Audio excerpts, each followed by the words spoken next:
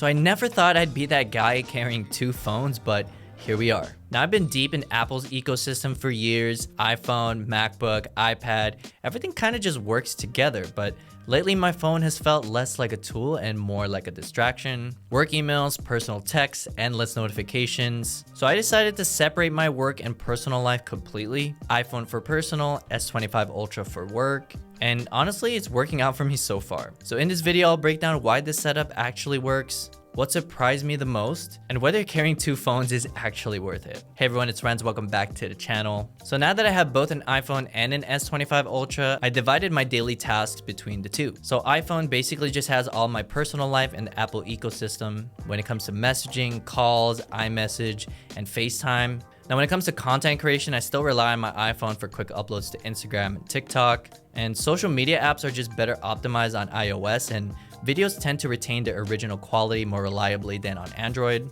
This is especially true for vertical video. I also use AirDrop constantly to transfer footage between my iPhone and MacBook.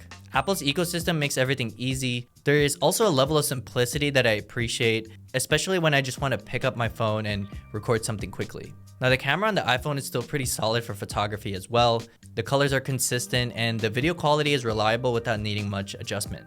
The only thing that I think Apple needs to improve is that front-facing camera, which has not had a major upgrade in a while. I actually prefer the front camera on the S25 Ultra. So for anything work-related, the S25 Ultra is my primary device. The S Pen is one of the biggest advantages of using this phone. I use it constantly to jot down ideas and annotate PDFs and mark up screenshots. Unlike Apple Notes, which requires opening an app, I can start taking handwritten notes instantly. Now, another huge advantage is split screen multitasking. On my iPhone, I constantly have to switch between apps, which interrupts my workflow.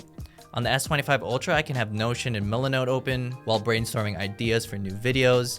I can even have a YouTube video playing while taking notes. Now, Samsung DeX is another feature that I've started using more often. When I connect the S25 Ultra to an external monitor, it turns it into a desktop-like experience with full multitasking and drag and drop file management. This makes it feel like an extension of my workflow rather than just a phone. The AI features on the S25 Ultra are also surprisingly useful. I honestly love that Now Brief. It summarizes my daily tasks without requiring me to check multiple apps. It even helps me search for important moments from meetings and adds them to my calendar automatically. Battery life has also been a pleasant surprise. Now, since my workload is now split between two phones, neither device drains as quickly. The S25 Ultra also charges faster than my iPhone, and I really like that it tells me exactly how long it will take to reach a full charge. This is such a cool feature.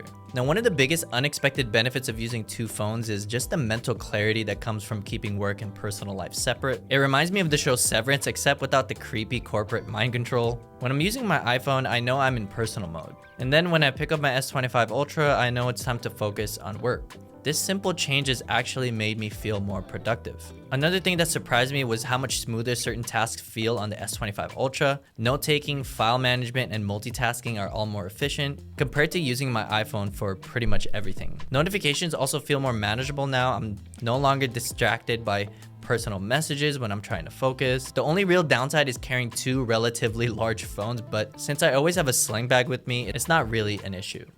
When using both an iPhone and the S25 Ultra, I noticed some clear differences in what each phone excels at. Depending on how you use your phone, one might be better suited for your needs than the other. Now, both the iPhone 16 Pro Max and the S25 Ultra have premium designs, but they take very different approaches.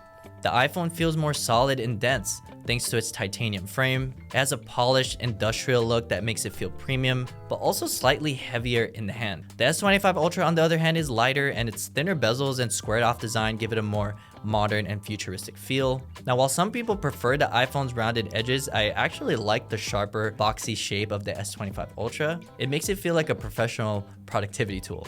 Now, when it comes to displays, the difference is even more noticeable. The S25 Ultra has a brighter, higher resolution screen with thinner bezels and a punch hole camera, which means more usable screen space. The iPhone's dynamic island is useful, but it does take up more of the display. Now, personally, I prefer the S25 Ultra's punch hole design because it feels less intrusive, especially when I'm watching content.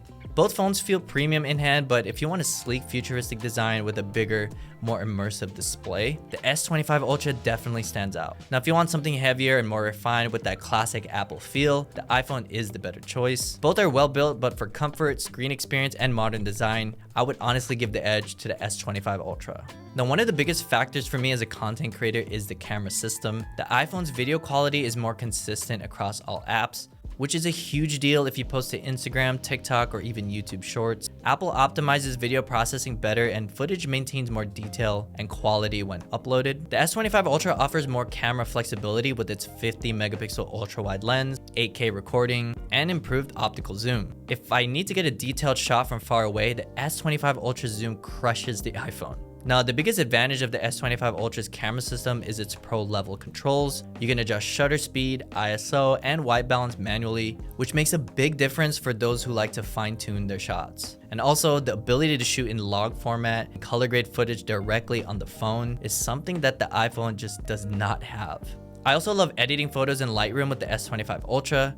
With the S Pen, I can fine-tune my edits that I really can't do on the iPhone. It makes editing a lot more enjoyable, but would I use the S25 Ultra for content creation? Absolutely. It depends on what I'm filming, but for travel and vlogging, having the flexibility of Samsung's camera system is a huge plus. Both phones are insanely fast, but they handle performance in very different ways. The S25 Ultra's Snapdragon 8 Elite chip with 12 gigabytes of RAM makes it a multitasking beast. I can run multiple apps at the same time, use split screen mode, and even connect it to an external monitor with DeX for like a full desktop experience. Gaming on the S25 Ultra is buttery smooth.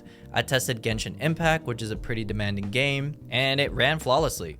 The extra RAM and better heat management make a big difference during longer play sessions. But where the S25 Ultra really surprised me was the display. Watching content on this phone is next level, and compared to the iPhone, the S25 Ultra's display is brighter, sharper, and just feels more immersive. The higher resolution, anti-reflective coating, and punchy contrast remind me of my OLED TV.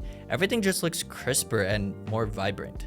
So whether I'm watching YouTube, streaming Netflix, or reviewing footage for a video, the S25 Ultra's screen makes a big difference. And because the iPhone still has more reflections, I find myself gravitating toward the S25 Ultra when I want a better experience, especially outdoors. Now when it comes to raw power, the iPhone's A18 Pro chip is still king in single core performance. It feels faster when jumping between apps, but since iOS still doesn't allow true multitasking just yet, a lot of that power goes unused.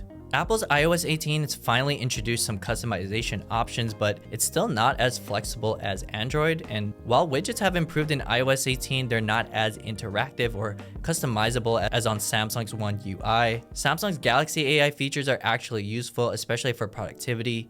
Features like live translation and text-to-speech are great for travel. I'm really excited to test them out in Japan when I need quick translations in real time. Apple Intelligence is already out, but right now Samsung's AI feels more developed and useful in everyday scenarios. So, is using two phones actually worth it? Well, for right now, the answer is yes. Using an iPhone and an S25 Ultra together has made my workflow more organized, more productive, and less distracting. Having a dedicated work phone has helped me separate my personal life from my work life, which has actually improved my focus throughout the day. But would I continue this setup long term? Well, only time will tell. Who knows, maybe I'll like the S25 Ultra so much that I'll fully commit to the Samsung ecosystem. I mean, I already have the Samsung Galaxy Watch Ultra, so I'm one step closer. But for now, I like having the choice to use both. Now, I've never been a fan of the Apple versus Android debate. I mean, I think you should just use what works best for you. No need for bias, no need for hate, just use what you enjoy. But I want to hear from you. Would you ever consider using two phones, or is one enough? Let me know in the comments. And if you found this video helpful, be sure to like and subscribe for more content like this one. I'll see you in the next one.